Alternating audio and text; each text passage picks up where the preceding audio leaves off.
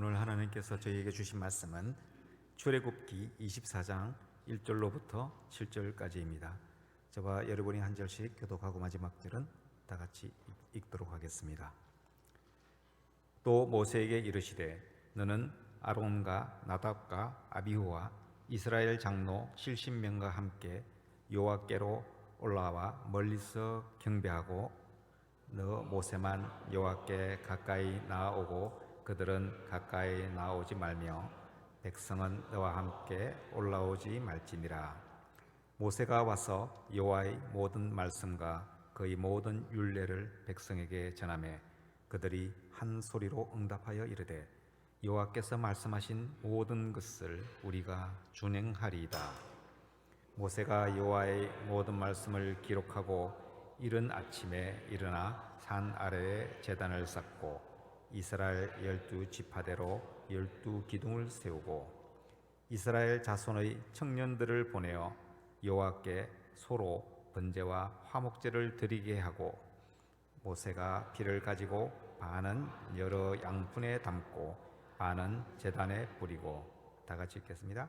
언약서를 가져다가 백성에게 낭독하여 듣게 하니 그들이 이르되 여호와의 모든 말씀을 우리가 준행하리이다.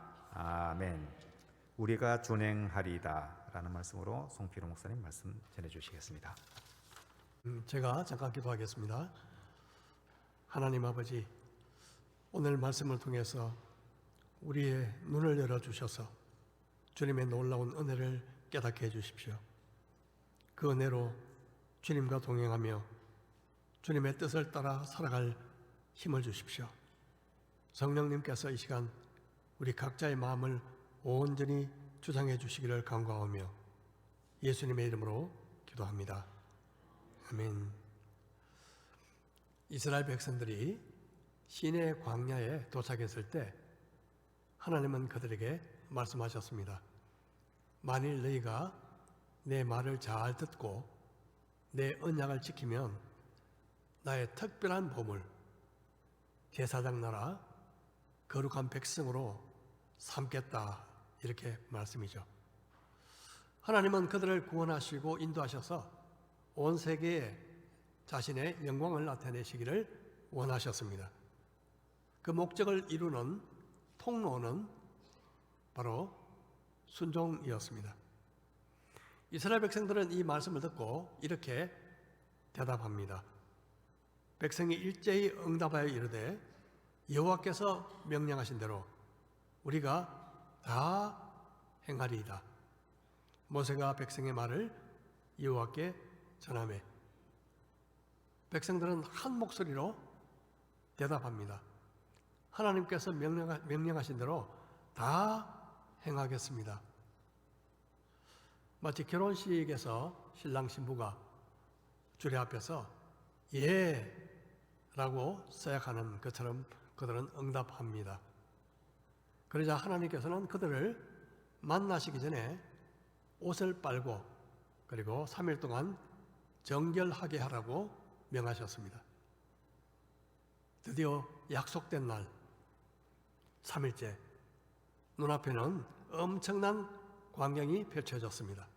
산 위에는 짙은 구름과 함께 천둥과 번개가 쏟아지고 마치 큰 지진이 난 것처럼 산이 흔들렸으며 나팔 소리가 점점 커지면서 하나님께서 친히 십계명을 말씀하셨습니다. 정말 두렵고 장엄한 광경이었죠. 백성들은 그 소리를 듣고 죽을까봐 벌벌 떨었고 그리고 모세조차 심히 두렵고 떨린다고 그렇게 고백했습니다. 결국 백성들은 하나님께서 직접 말씀해 주시기보다 모세를 통해서 대신 전해주기를 간청합니다. 이후에 하나님께서는 모세를 통해서 구체적이고 그리고 상세한 율례를 전해주셨고 그리고 그 말씀을 순종할 때 받는 복도 약속하셨습니다. 20절 말씀입니다. 내가 사자를 내 앞서 보내어 길에서 너를 보호하여 너를 내가 예비한 곳에 이르게 하리니 너희는 삼가 그의 목소리를 청종하고 그를 노엽게 하지 말라. 그가 너희의 허물을 용서하지 아니할 것은 내 이름이 그에게 있음이니라. 내가 그의 목소리를 잘 청종하고 내 모든 말대로 행하면 내가 네 원수에게 원수가 되고 내 대적에게 대적이 될지라. 여기서 하나님께서는 사자를 앞서 보낸다고 말씀하십니다. 이 사자는 구약에 나타나신 그리스도를 의미한다고 봐도 무방할 것입니다. 하나님께서는 21절과 22절에서 두 번씩이나 그의 목소리를 청종하라 그렇게 강조하고 계십니다. 이 청종하다라는 말은 히브리어로 듣다, 순종하다 이 두 가지 뜻을 다 가지고 있습니다. 만일 듣고 순종하면 하나님께서 나의 원수의 원수가 되어주시고 나의 대적에게 대적이 되어주시겠다고 약속하고 있습니다. 한마디로 하나님께서 나의 편이 되어주신다는 약속입니다. 우리는 종종 순종할 생각은 하지 않고 하나님께서 늘 내 편이 되어주시기를 원합니다. 그러나 만일 내가 하나님 편에 서면 내가 하나님 편에 서면 저절로 하나님이 내 편이 되시는 것입니다. 순종하면 하나님께서 나와 늘 함께 하시는 것입니다. 제가 대학 다닐 때 8월 말 정도 되었다고 기억하는데요. 이 단기 선교를 위해서 모금이 꼭 필요했습니다. 그래서 몇 명이 모여서 국리한 결과 부채를 많이 샀습니다. 부채를 많이 사서 길거리에서 팔기로 했습니다. 그런데 이 순종하는 마음으로 팔러 나가는 그날 하필이면 비가 내리면서 날씨도 쌀쌀해지기 시작했습니다. 여러분 두 가지 악재가 겹쳤죠. 몇몇 형제들과 비를 피해서 지하도 차도에 자판을 깔고 지나가는 행인들에게 부채를 사라고 말하려고 하는데 차마 입이 떨어지지 않았습니다. 완전 망했다. 망했구나. 그렇게 생각했습니다. 그런데 놀라운 일이 벌어졌습니다. 지나가는 그 행인들이요. 어서서한 날씨에도 불구하고 우리가 불쌍하게 보였던지 한 사람씩 가는 길에 하나씩 사주시더라고요. 그래서 어떻게 됐겠습니까? 완전 매진이었습니다. 그날 오후 우리는 하나님께서 우리 편이 되어주신다면 비 오는 날에도 부채가 팔리는구나. 그런 특별한 경험을 하게 되었습니다.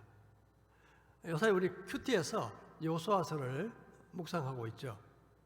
이 철옹성 같은 여리고성을 무너뜨린 것은 특별한 전략이나 신식 무기가 아니었습니다. 단지 순종이었습니다. 하나님께서는 모든 백성이 입을 꽉 다물고 일주일 동안 아무 말 하지 말고 하루에 한 번 성을 돌게 하셨고 마지막 7일째 7번 돌고 난 후에 동시에 함성을 지르게 하셨습니다. 말씀대로 순종하자 그렇게 경고하던 성이 와르르 무너지고 말았습니다. 하나님께서 왜 아무 말도 하지 말라고 하셨을까요? 돌면서 얼마나 입이 건질건질했겠습니까? 만약 그렇게 하시지 않으셨다면 백성들이 돌면서 이런 말을 주고받았을 수도 있겠다 하는 생각이 듭니다. 우리 지금 뭐 하고 있는 거지? 이거 시간 낭비 아니야? 아니 이 시간에 머리 맞대고 어떻게 할지 궁리해야 되는 거 아니야? 지금 돌면서 지금 우리가 뭐 하고 있지? 만약 그런 말들이 주고 그리고 오고 가고 했다면 아마도 짐 싸고 돌아가는 백성들이 속출하지 않았을까? 제 개인적으로 상상해 봅니다. 그들은 침묵을 통해서 순종을 배우지 않았을까 싶습니다. 말 많은 불순종보다 말 없는 순종이 훨씬 낫습니다. 자, 다시 본론으로 돌아가세요. 성경 말씀으로 돌아가서 이제부터 여러분 하나님과 백성들 사이에 공식적인 언약 체결식이 시작됩니다. 언약 체결이라뇨, 쌍방간의 책임과 의무를 다 하겠다는 아주 엄숙한 서약 의식이죠. 하나님께서는 이 언약식을 위해서 백성들의 대표들을 가까이 부르셨습니다. 그리고 모세는 그들보다 좀 더 가까이 오도록 하셨습니다. 24장 1절입니다.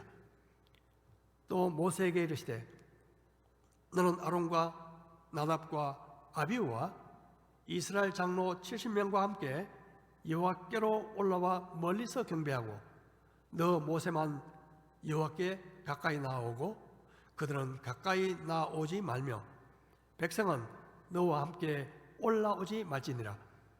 모세가 와서 여호와의 모든 말씀과 그의 모든 율례를 백성에게 전하매 그들이 한 소리로 응답하여 이르되, 우리 같이 한번 읽어볼까요? 시작. 여호와께서 말씀하신 모든 것을 우리가 준행하리이다. 모세는 하나님께 받은 말씀을 백성들에게 다시 전달했습니다. 백성들은 어떻게 반응했을까요? 여호와께서 말씀하신 모든 것을 우리가 준행하리이다. 몇 번째 응답이죠? 몇 번째죠? 우리가 준행하겠습니다. 몇 번째죠? 두 번째 구두 언약이었습니다. 첫 번째 구두 언약은 언제였던가요? 맨 처음 시내 광야에 도착했을 때 하나님께서 너희가 만일 내 말을 지키면 나의 소유 제사장 나라 거룩한 백성이 될 것이라고 말씀하시자 백성들은 모두 한 목소리로 우리가 하나님이 말씀하신 대로 다 준행하겠습니다 라고 응답했죠. 바로 이번에는 모세를 통해서 주신 말씀과 율례를 다 듣고 나서 그들은 또다시 이렇게 응답합니다. 말씀하신 것을 우리가 다 준행하겠습니다. 결혼식 때 주례가 이렇게 보통 묻습니다. 신랑은 신부를 아내로 맞아 평생 사랑하고 건강할 때나 아플 때나 부부로서 신의를 지키기로 약속합니까? 보통 그렇게 물으면 신랑은 아주 큰 목소리로 예 라고 대답하죠. 그리고 다시 신부에게 묻습니다. 그러면 신부는 아주 예쁜 목소리로 들릴 듯 말 듯 예 라고 대답합니다.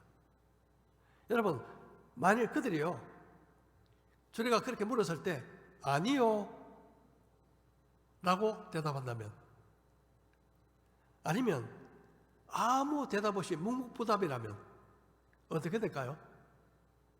아마 결혼식장이 난리가 나지 않겠습니까? 아니, 하객들이 다 모였는데 이 서약하는데 아무 말도 하지 않고 뭐 어떤 데는 아니요라고 대답한다면 뭐 그럴 수가 없겠지만요. 자, 마찬가지로 백성들이요 이제 두 번째 하나님 앞에서 말씀하신 것을 다 준행하겠습니다. 한 목소리로 서약을 하자 이제 마침내 언약 체결식이 이게 진행이 됩니다. 마치 우리가 계약 당사자가 앉아서 사인을 하는 것 같은 행사죠. 이 사인은 잉크가 아니라 뭐로? 피로. 잉크가 아니라 피로 하게 됩니다. 24장 4절 모세가 여호와의 모든 말씀을 기록하고 이른 아침에 일어나 산 아래에 제단을 쌓고 이스라엘 12지파대로 12기둥을 세우고 이스라엘 자손의 청년들을 보내어 여호와께 소와 번제와 화목제를 드리게 하고 모세가 피를 가지고 반은 여러 양푼에 담고 반은 제단에 뿌리고 언약서를 가져다가 백성에게 낭독하여 듣게 하니 그들이 이르되, 우리 똑같이 한번 읽어볼까요? 시작. 여호와의 모든 말씀을 우리가 준행하리이다. 모세는 모든 말씀을 기록했습니다. 기록에 남겼어요. 이제 후두 언약에서 문서 언약으로 바뀌어졌습니다. 말보다 글이 더 확실하죠. 다음날 아침 일찍 모세는 이 산 아래에 제단을 쌓고 12기둥을 세웠습니다. 제단은 하나님께서 임재하시는 곳을 뜻하고 12기둥은 이스라엘 12지파를 의미했습니다. 고대에서 보면 언약을 체결할 때 보면요, 기념으로 보통 돌 기둥을 세우거나 아니면 돌단을 보통 쌓았습니다. 모세는 번제와 화목제를 드린 후에 양푼에 담은 피의 반을 먼저 제단에 뿌렸습니다. 그리고 기록된 언약서를 낭독하죠. 자, 말씀을 들은 백성들은 다시 한번 똑같이 하나님 앞에서 준행하겠습니다. 그렇게 약속합니다. 몇 번째 약속이죠? 몇 번째죠? 예? 몇 번째요? 세 번째. 3번. 세 번째. 첫 번째, 두 번째가 후두 언약이었다면요, 세 번째는 이제 확실한 그리고 최종적인 문서 언약이라고 볼 수 있습니다. 자, 그러자 이제 피로 세운 언약식이 최종 마무리가 됩니다. 8절, 모세가 그 피를 가지고 백성에게 뿌리며 이르되, 이는 여호와께서 이 모든 말씀에 대하여 너희와 세우신 언약의 피니라. 여러분, 피가 결국요, 제단에 먼저 뿌려지고 그 다음에 누구에게? 백성에게 뿌려졌습니다. 피는 생명을 의미합니다. 약속을 어길 때는 죽는다, 약속을 어길 때는 죽는다 라는 것을 의미합니다. 모세는 먼저 제단에 피를 뿌렸습니다. 제단은 하나님이 계신 곳을 상징합니다. 이것은 하나님께서는 언약서의 내용을 반드시 지키신다는 것을 상징하고 있습니다. 그리고 언약서를 낭독했을 때 그것을 다 듣고 난 백성들이 우리가 순종하겠습니다 라고 약속했을 때 피를 백성들에게 뿌렸습니다. 여러분 한번 상상해 보십시오. 이 자리에 누군가 와서 피를 뿌린다? 별로 유쾌한 경험이 아닐 수도 있습니다만은 이것은요, 약속을 깨면 죽음을 기꺼이 받아들입니다 하는 아주 엄숙한 약속입니다. 하나님과의 언약을 깨면 죽습니다. 그것을 받아들입니다. 이제 핏불림으로 말미암아 하나님과 이스라엘 백성 사이에는 아주 깊은 연합이 이루어졌습니다. 이 연합을 깨트리는 것은 오직 하나, 백성들의 불순종밖에 없습니다. 왜냐하면 하나님은 결코 약속을 깰 수 없는 분이시기 때문에 그렇습니다. 이제 남은 것은 백성들의 순종이었습니다. 자, 이제 그렇게 되고 나서요, 지금까지 한 번도 볼 수 없었던 놀라운 장면이 벌어집니다. 소위 언약 체결식 뒤풀이, 언약 체결식 뒤풀이 잔치라고 말할 수 있죠. 자, 모세와 아론, 그리고 아론의 두 아들 이스라엘을 대표하는 장로 70명은 산 위로 올라갑니다. 9절 말씀 보겠습니다. 모세와 아론과 나답과 아비후와 이스라엘 장로 70인이 올라가서 이스라엘의 하나님을 보니 그의 발 아래에는 청옥을 편듯하고 하늘같이 청명하더라. 여기서 보았다라는 말은 하나님의 실체를 보았다는 말은 아닐 것입니다. 하나님을 본 자는 살 수 없다고 말씀하고 있기 때문입니다. 그래서 70인역은 하나님이 계신 장소를 보았다, 그렇게 번역하고 있습니다. 하나님의 진짜 모습이 아닌 하나님의 영광을 가까이서 보았다, 그렇게 이해하는 것이 좋을 듯합니다. 사실 하나님의 영광을 이 가까이에서 목격하는 것도 정말 너무나 두렵고 떨리는 일입니다. 우리가 육신을 입고 있는 동안에 경험할 수 있는 것은 하나님의 영광의 지극히 작은 일부일 것입니다. 11절 말씀은 더욱 놀라운 말씀입니다. 우리 같이 한번 읽어볼까요? 시작. 하나님이 이스라엘 자손들의 존귀한 자들에게 손을 대지 아니하셨고 그들은 하나님을 뵙고 먹고 마셨더라. 여러분, 고대 근동에서는요, 이 언약 계약이 체결되잖아요. 그러면 끝나고 나서 상방이 함께 먹고 마시는 것이 관례였습니다. 하나님께서 그 시대에 통용되던 방식으로 언약식을 해 주셨다는 것은 정말 놀라운 배려인 것 같습니다. 하나님을 뵙고 먹고 마셨다, 이것은 마치 한 가족 같은 친밀한 교제를 나누었음을 의미합니다. 한마디로 잔치가 벌어진 거죠. 잔치. 이 잔치는요, 곧 언약 체결식의 마침표를 의미합니다. 이 잔치가 어떻게 이루어졌죠? 먼저 피해 제사, 번제와 화목제를 드린 후에, 그리고 쌍방에 피를 뿌리고 이 백성들이 서약하죠.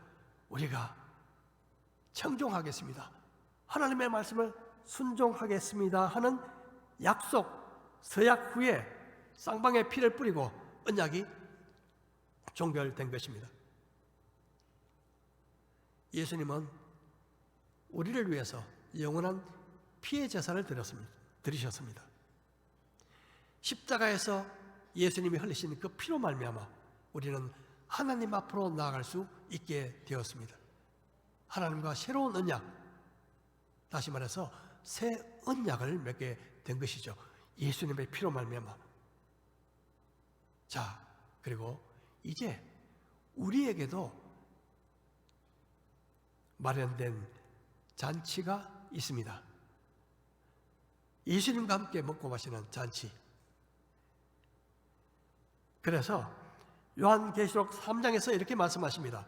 볼지어다 내가 문 밖에 서서 두드리노니 누구든지 내 음성을 듣고 문을 열면 내가 그에게로 들어가 그는 나로 더불어 먹고 그와 더불어 먹고 그는 나와 더불어 먹으리라.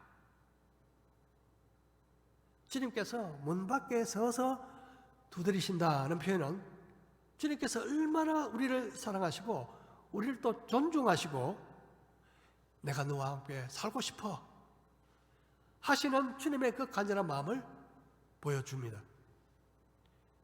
교제의 주도권은 우리에게 있는 것이 아니라 주님께 있습니다. 만일 주님께서 불러주지 않으시면 우리는 절대 주님 앞에 나갈 수 없습니다. 주님께서 먼저 찾아오지 않으시면 우리는 주님을 절대 만날 수 없습니다. 저와 여러분이 이 자리에 있는 것은 주님께서 먼저 우리를 찾아오셨고 주님께서 우리를 먼저 불러주셨기 때문입니다. 만왕의 왕이 되신 주님께서 먼저 우리를 찾아오셔서 우리의 마음 문을 두드리셨습니다.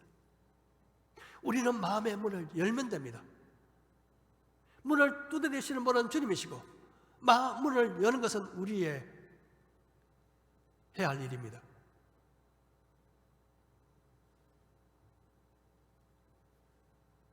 문을 여는 것은 바로 순종입니다.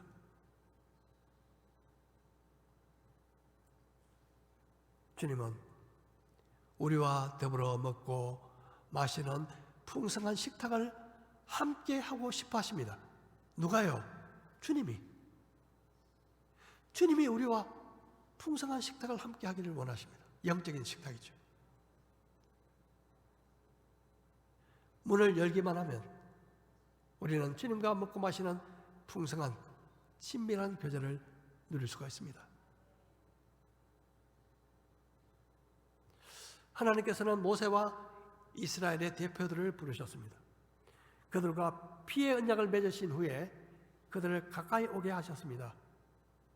그런데요, 여러분, 가까이 하는 것과 친밀함을 누리는 것은 다릅니다. 하나님께 나아가는 데는 반드시 피가 필요하지만 친밀함을 누리는 것은 뭐가 필요할까요? 하나님께 가까이 하기 위해서는 피가 필요합니다. 예수님의 피. 친밀함을 누리기 위해서는 뭐가 필요할까요? 예, 말씀대로 준행하겠습니다 라는 순종이 필요한 것입니다. 여러분, 어떻게 하면 순종을 잘 할 수 있을까요? 먼저 잘 들어야 합니다.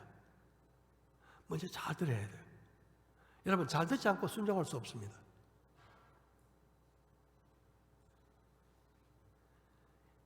다른 사람들의 말을 잘 들어주는 사람과는 아주 쉽게 친밀해지죠. 여러분, 그런 경험 해보셨죠? 다른 사람의 말을 잘 들어주는 사람. 그렇지 않나요? 나의 말을 잘 듣지 않거나 자기 말만 하거나 아니면 내 말을 잘 이해하지 않는 사람과는 친구가 될 수 없습니다. 오랜 전 대학을 졸업하고 부산에 처음 와서 직장 생활을 할 때였습니다. 당시 제가 다니던 선교단체에 후원을 받아서 보수동, 어디죠? 중구 보수동 가까이에 조그만 전셋집을 얻었습니다. 그리고 선교단체 대학생 5명을 데리고 자취생활을 했습니다. 이 그리스도의 제자로 훈련한다는 목적이었죠.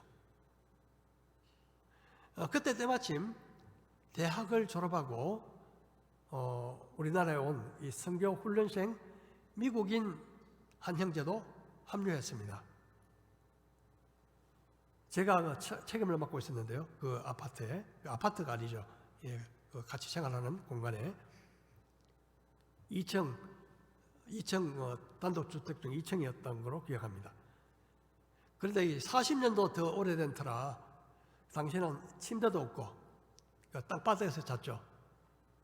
그리고 의자도 없이 바닥에 앉아 보통 식사도 하고 책도 읽고 화장실도 요새 같은 수세식이 아니고 완전 재래식이었고 그리고 이 식사 준비도요.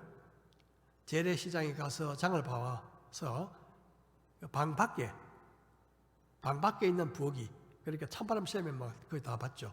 방 밖에 있는 부엌에서 준비를 했습니다. 잠을 잘 때는 합숙하는 것처럼 같은 방에서 잤는데요. 그런데 그 미국인 형제가 꼭 저보고 자기와 따로 마루에서 같이 자자고 하는 거예요. 마루가 아주 좁았습니다. 방에서 자지 말고 저랑 거기서 자자. 저는 그가 이 남 모르는 눈물을 흘리는 것도 봤습니다. 지금 생각하면 그 당시에 정말 문화도 다르고 생활 방식도 다르고 환경도 다르고 더구나 말도 잘 안 통하니 얼마나 불편하고 힘들었을까 그런 생각을 합니다.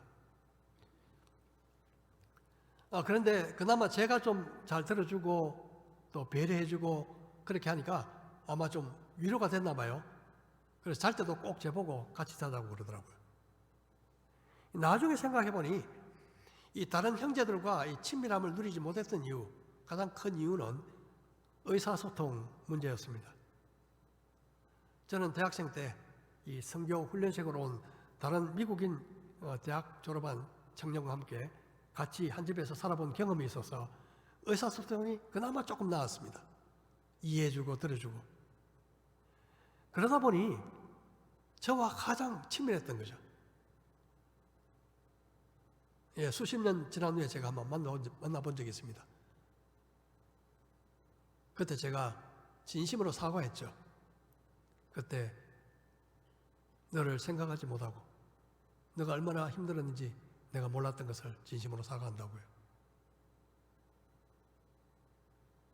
여러분, 같은 집에 산다고 꼭 친밀하지 않습니다.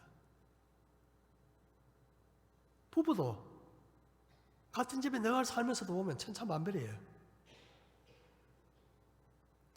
여러분, 친밀함은 제일 먼저 잘 들어주는 데서 오는 것입니다. 마찬가지로요, 하나님과 친밀해지는 첫 단계 뭘까요? 하나님의 말씀을 잘 듣는 것입니다.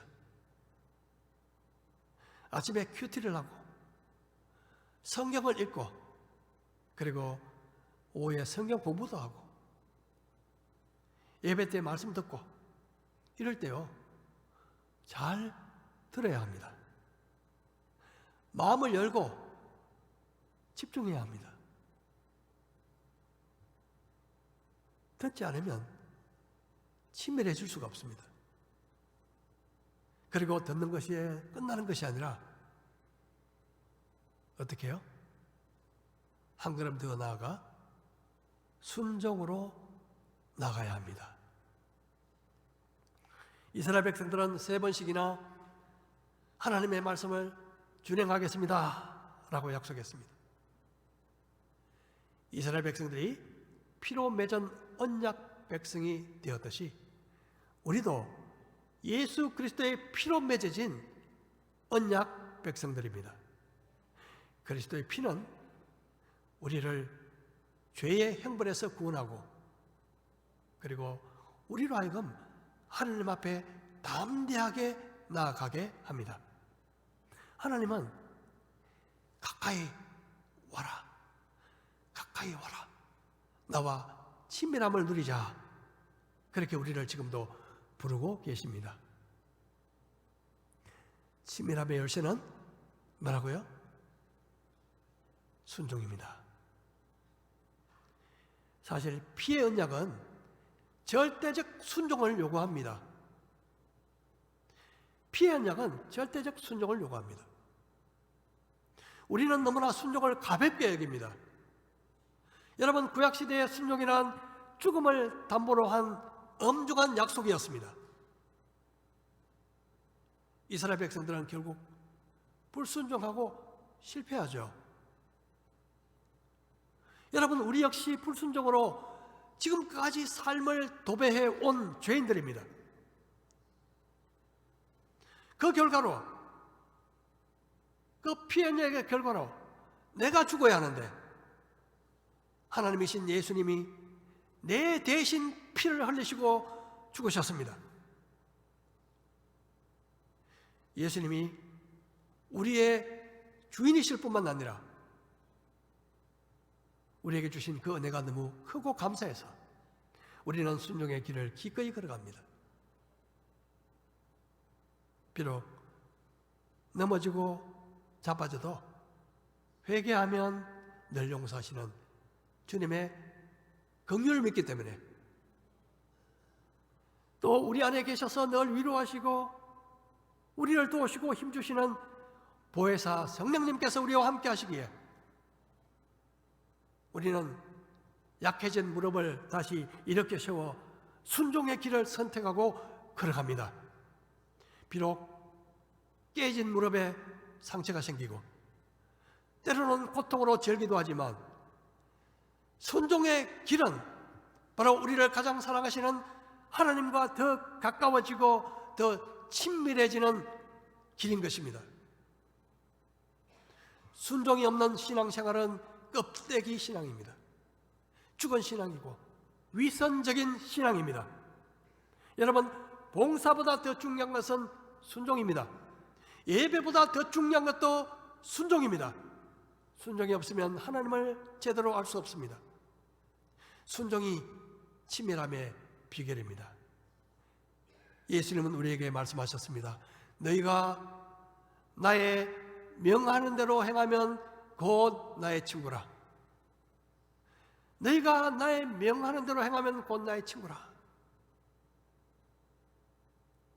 하나님과의 친밀함은 성경을 얼마나 많이 아느냐가 아니라 내가 알고 있는 말씀을 얼마나 순종하는가에 달려 있습니다. 이제 하나님은 이스라엘 백성들에게 좀 더 가까이 다가가고 싶어 하십니다. 그들 가운데 살고 싶어 하십니다. 그들을 사랑하기 때문입니다. 하나님께서 백성들 속으로 들어가시고 싶어 하시는 그 마음은 바로 다음에 나오는 성막을 통해서 우리에게 생생히 전해집니다. 그 이야기는 다음번으로 넘기도록 하겠습니다. 이제 말씀을 마무리하며 우리 다 같이 고백했으면 좋겠습니다. 제게 말씀하신 것을 다 준행하겠습니다. 우리도 이스라엘 백성처럼 3번은 아니더라도 우리 다시 한번 한 목소리로 고백해 보실까요? 하나님의 모든 말씀을 우리가 준행하겠습니다. 같이 한번 해볼까요? 하나님의 모든 말씀을 우리가 준행하겠습니다. 여러분, 이 고백이 매일 아침 저와 여러분의 고백이 되기를 축복합니다. 하나님의 모든 말씀을 내가 준행하겠습니다. 이 고백과 그리고 순종을 통해서 하나님과 더욱 깊은 친밀함을 날마다 누려나가시는 저와 여러분 되시기를 주의 이름으로 축복합니다.